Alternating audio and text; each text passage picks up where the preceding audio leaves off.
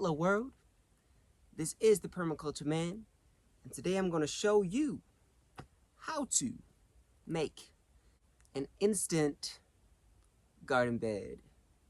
Stay tuned.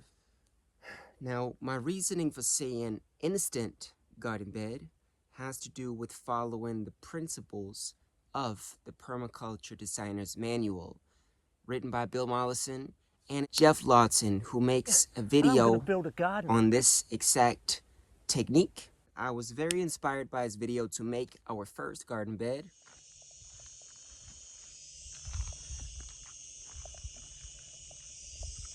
This time a little bit different. I'm using the same principles as with all of the digging that I've been doing in the past couple of weeks or even a few weeks.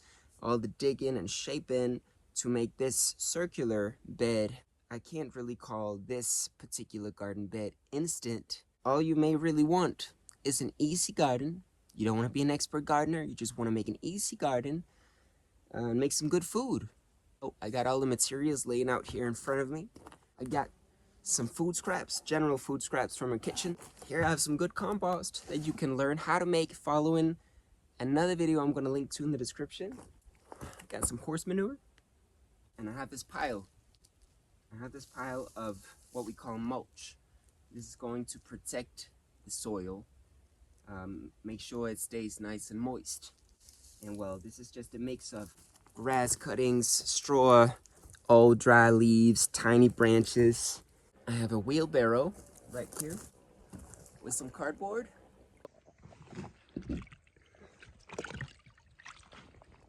And I've got my seedlings. Now, since it's August and it's pretty damn hot, we got a lot of stuff from the cabbage family. I will get into this later. First of all, I'm gonna get this bucket of general food waste, stuff from my own kitchen. I'm just gonna pour out some of it on the lower terrace.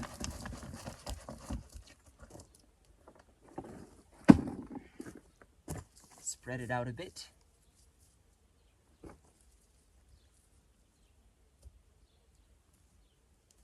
This is going to be a garden bed.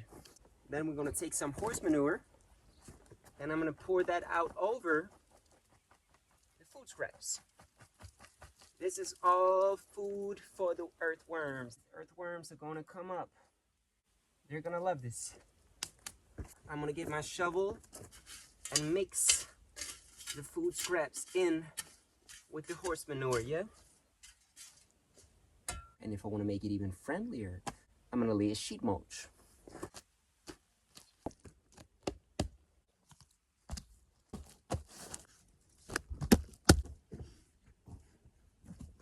You see this corrugated cardboard is going to act like small worm highways.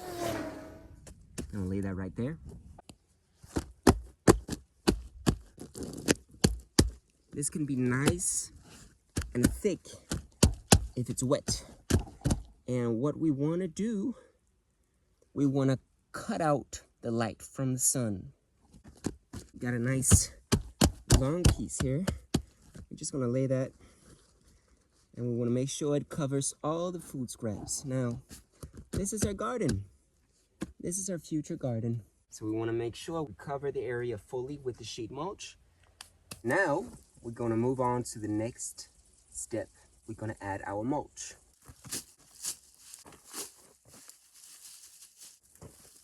Want to make sure this mulch covers the cardboard fully. We might want to tuck it in a little bit. Now, you don't have to worry about a few seeds germinating in this layer because this will not be connected to the soil, all right? And any weeds germinating will be really easy to pull out. The deeper we make this layer, the more moist it's going to be. It's almost like a bed you can rest in, but we don't want to do that because we don't want to compact it. For every 3 inches deep, it retains 1 inch of water. So we're going to make it about 6 inches deep.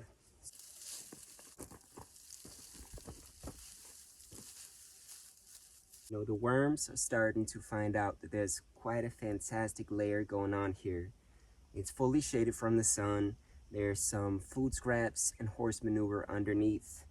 And this layer of mulch is really going to keep it moist, so it's optimum conditions for soil creation. This is mimicking the forest floor. This is how we build soil, layer on layer on layer of organic matter, and we're just really speeding up that process right now. And now I'm going to plant in it. Now there's a reason for everything we do, and a reason for making it narrow is so I can easily reach across it and easily maintain it. You know, the lazy gardener doesn't want unnecessary hardships. We're gonna start with the Brussels sprouts, these fantastic plants. I have my seedlings. I'm just gonna start with one. And I'm just gonna dive down, make a little hole, and find the cardboard. I'm getting out my knife. And I'm gonna puncture a few holes in the cardboard. Make sure always to close your knife after using it. You don't want to cut yourself. You don't want to cut yourself. So I just make a nest. I make a hole. Yep. And I don't need any fancy materials. I don't need any store-bought fertilizer. I don't need any compost, really. All I need is some good soil. We have some good soil.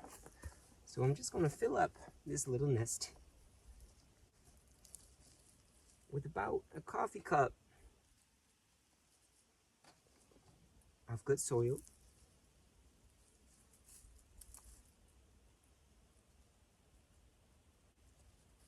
Make a little nest.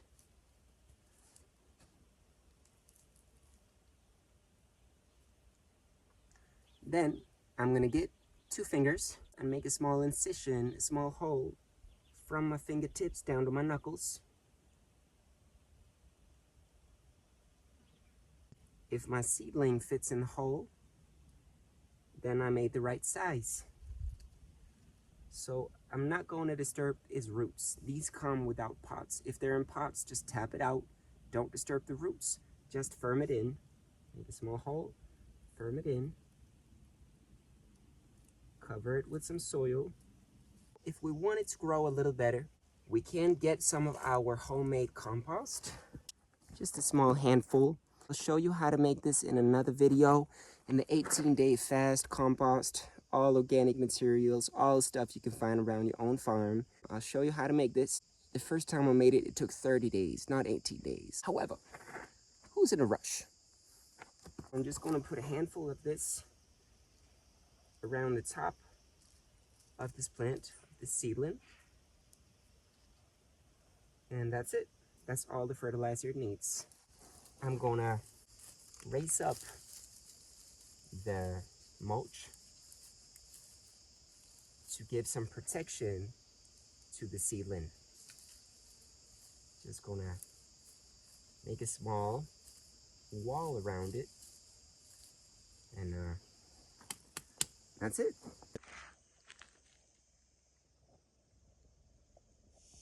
So I'm gonna do this across the garden bed. I'm just gonna keep this layer of mulch moist, and you're gonna grow a garden, guaranteed, no problem. So I'll do the rest and show you the end result. This is probably gonna take a while because I have like 40 plants, but we take it slow.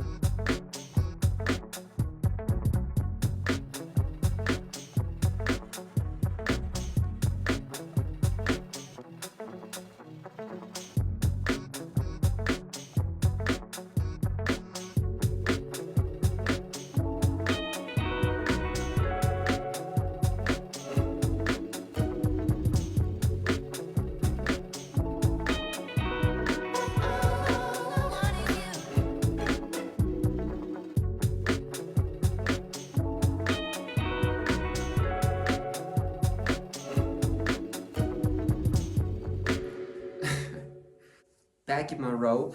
It's pretty late night here, and I couldn't sleep. I was up thinking about planting, you know.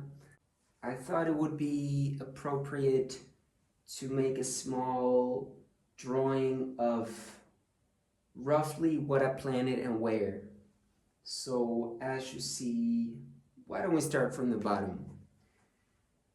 I had 3 kale seedlings. I put one at the very end of the lowest bed and the remaining 2 up here. On the lowest bed, you see that the sun rises in the east, sets in the west, and so we have sun pretty much all day in the summer. I've shaded the eastward side more, and that's where I keep the beets.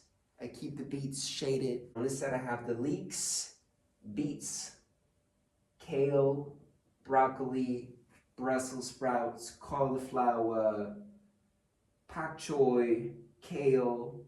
On the middle terrace is where I keep all of the spring onions. And coming up to the highest terrace, I have a couple of lettuces that I transplanted from our old garden bed. They were too far in and they didn't get enough sun. So in the end, I moved them. I put them here. This here is a rock. So when you come up the steps from both sides, I can step on a rock and sit here and manage the highest terrace. I am going to put in some sweet potato here, some garlic. I also planted some peas, some green peas, cucumber, and eggplant. And I need to shade the area better because the sun is pretty hot in August.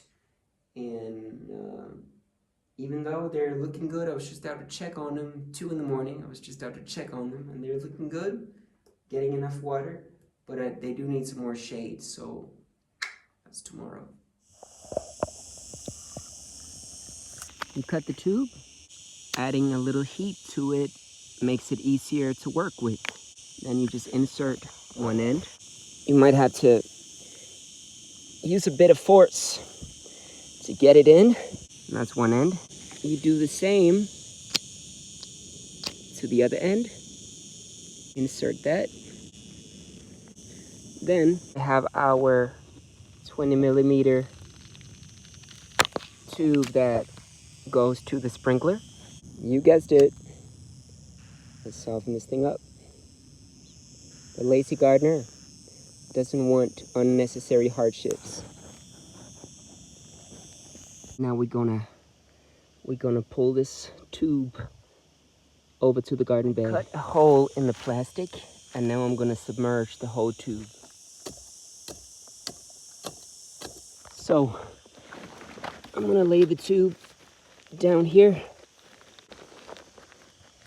That's it. If you want to reinforce the T-link a bit further, get some wire.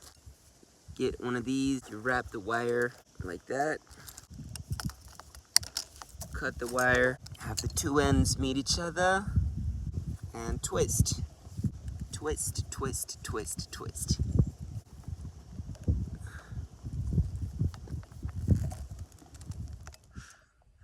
So, this is real hand labor. I used the poles as attach points for the shade.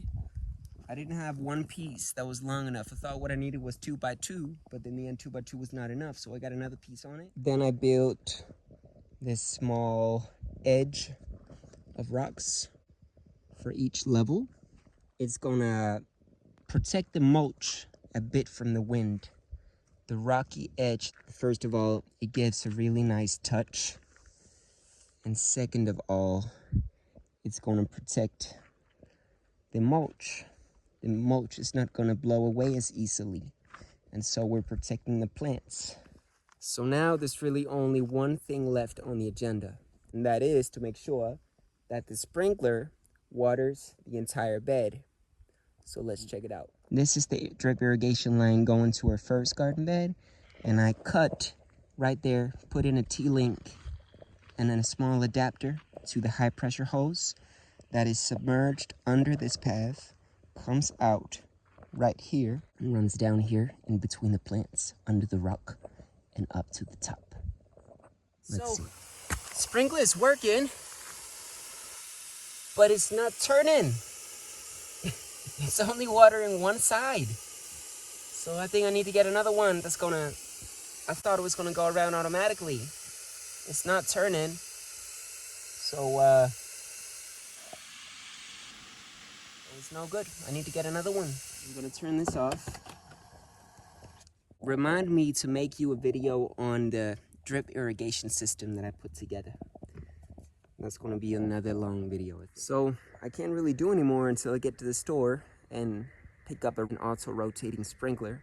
So I'll be back. So the guy told me there is a way to adjust the sprinkler. And so I've adjusted it. It's supposed to send water in all directions. And it's not gonna rotate, it's just gonna, it's an omnidirectional sprinkler. So it should be good. A couple of meters in every direction. It does say 360, and I interpret this as up to 4.6 meters. So let's try it.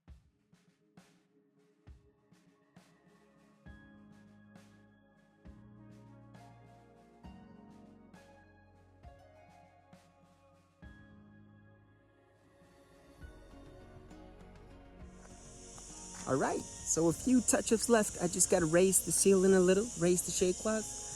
Gotta place the sprinkler right, and I gotta adjust for the right stream to come out. I want more like a mist rather than a stream.